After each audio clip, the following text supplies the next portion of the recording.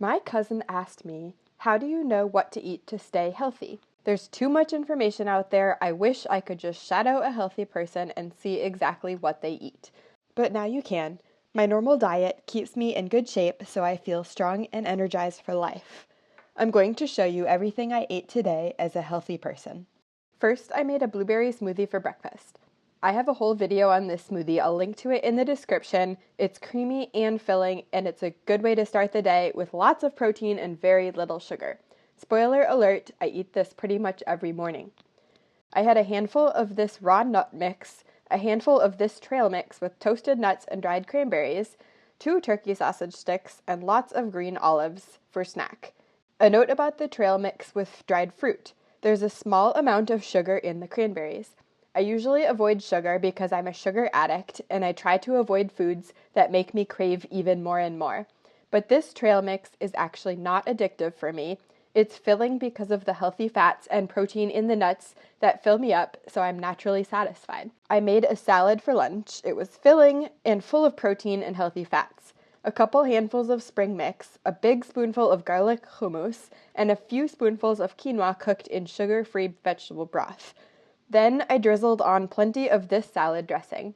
It's difficult to find a salad dressing without sugar, but this one passes the test. Don't be shy because this is full of healthy fats that you need for energy, and it'll help stabilize your blood sugar levels.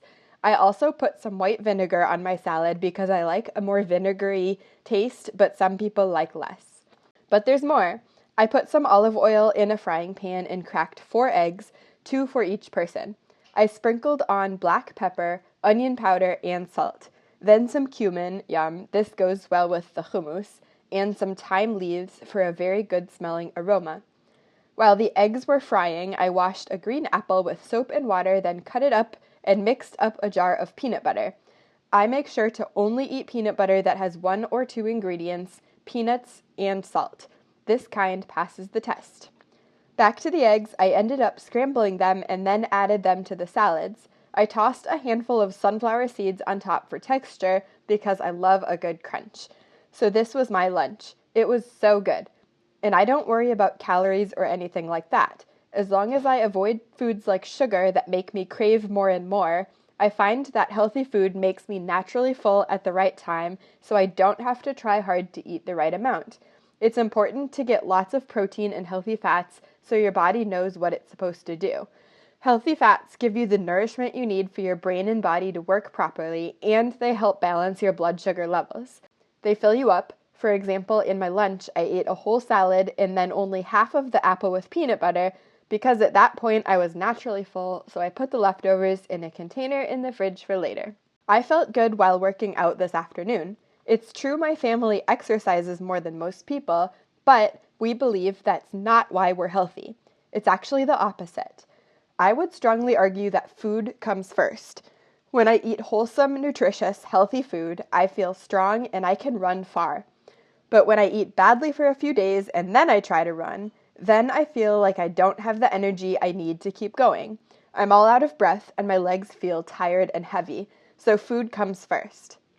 For an afternoon snack, when I got hungry, I had a little clementine, then a bowl with more of the same nuts and raisins trail mix, along with more of my favorite, green olives.